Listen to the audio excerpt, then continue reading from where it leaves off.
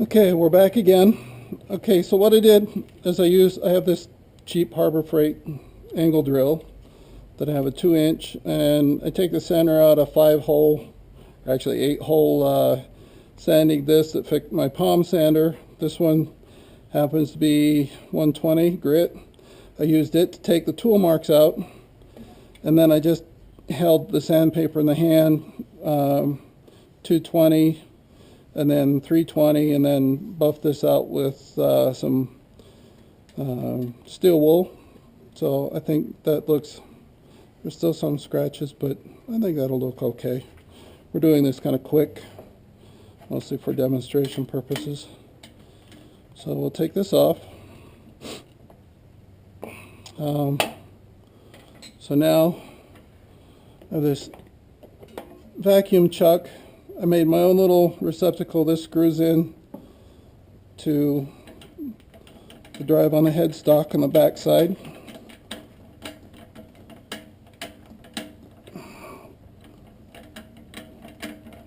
It's not going super tight. Okay, and then I have this chuck and the larger one. This little tube here goes down into the tapered center on the spindle drive, and this will jam in. This tube is a little longer, so it stays snug. I've got a little spot here that I've marked off. That's where number 1 is. Number 1 is right there. So this way we get it in the same place every time. A little bigger. Get this in here. So line that up. You can see that. Snug it up. Snug all the way around. Okay, so that's in there. And because I had a press, there's a lot of force pushing that tubing into the taper on the drive. Now here's the nice thing is, see right there? That's the center of our work. So we can bring this back up. We got some beetle holes here, so I don't know how good a seal we're going to get. We'll see what we get here. But we set this up. This out of the way. We drop the handle to rest.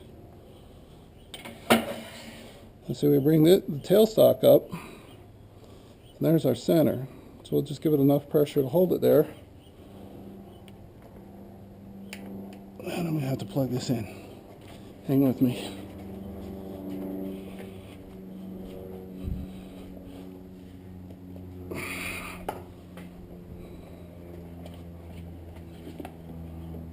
Okay.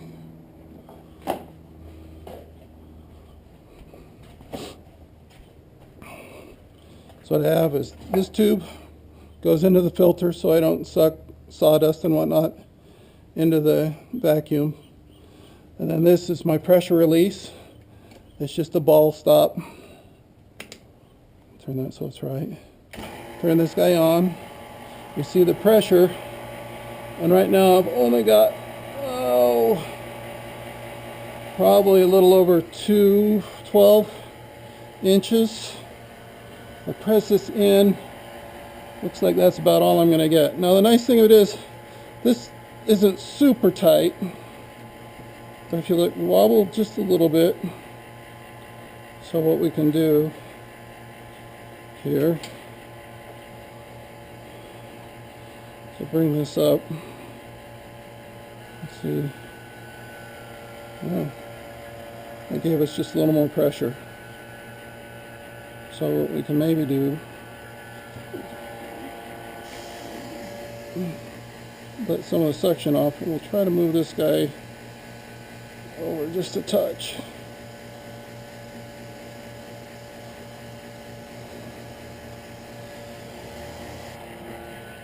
The nice thing is with that stop there,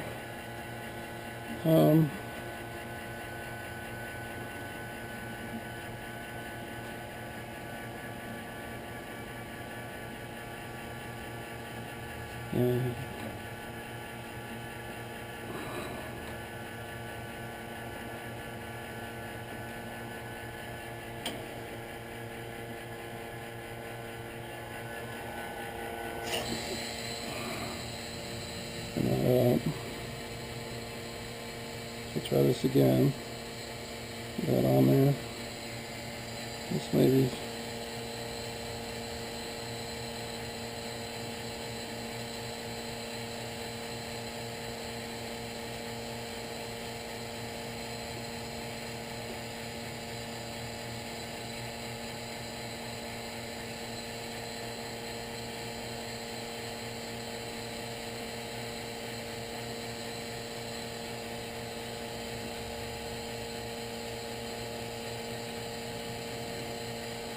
It might be about as good as we're going to get. We'll make it work. Okay. That's giving me a little more, but not a whole lot. So we're going to have to go light on our pressure. I'll bring this back down again. Now the nice thing is, normally what I would do is I would have a chunk of wood in here that would have kind of the same profile as this vacuum chuck and hold it there with a tailstock. Now with the vacuum chuck, I have free run of the bottom. Get these guys again. Okay.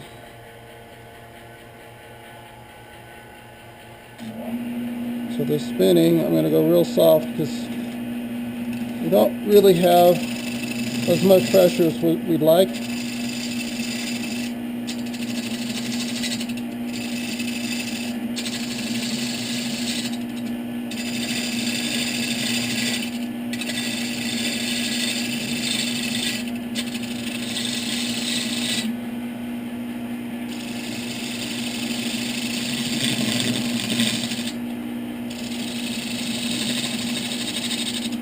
I'm just using regular spindle gouge.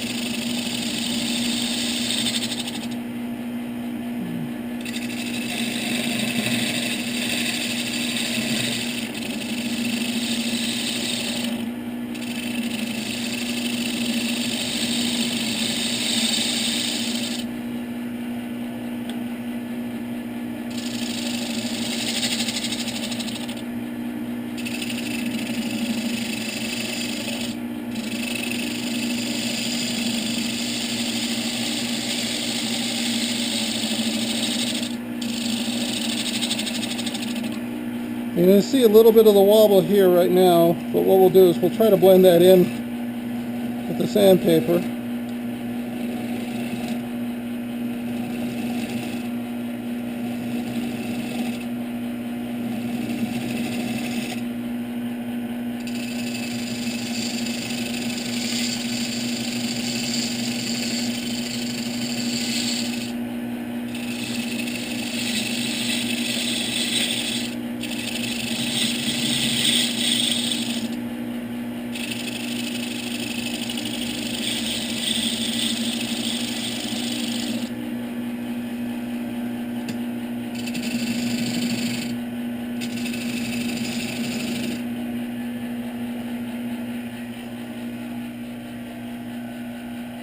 Where did my credit card go? Where? It's a little dull, so let's see if we can freshen the edge up. We just have a little diamond, what we call a diamond sharpener. It's the size of a credit card, so, you know, just call it a credit card. Probably if you're turning and taking a trip, you probably don't want to leave home without it because they come in very handy. I don't know if that's enough, but much better.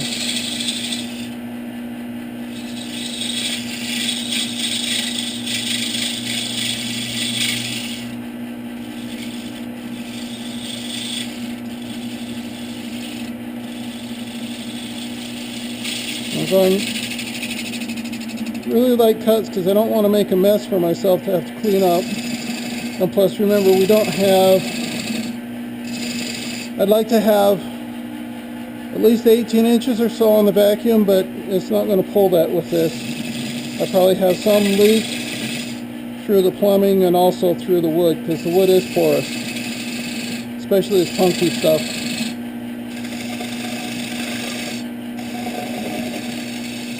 Yeah, you see, it moved a little bit on me.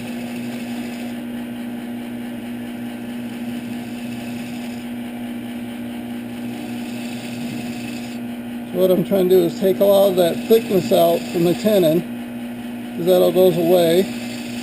We're going to start defining a foot here. We want to take this out of the center so that when the wood moves, we don't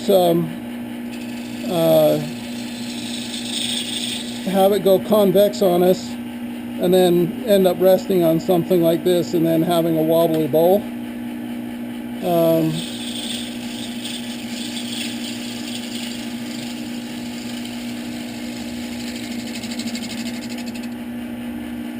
That looks okay. So what I'm going to try to do is make just a little bit of a foot here. I don't make them very tall, but just a little bit will give it a nice foot to rest on, but it'll also lift the bowl up so it looks more like it's floating. So flatten this out. Another flat. Come in.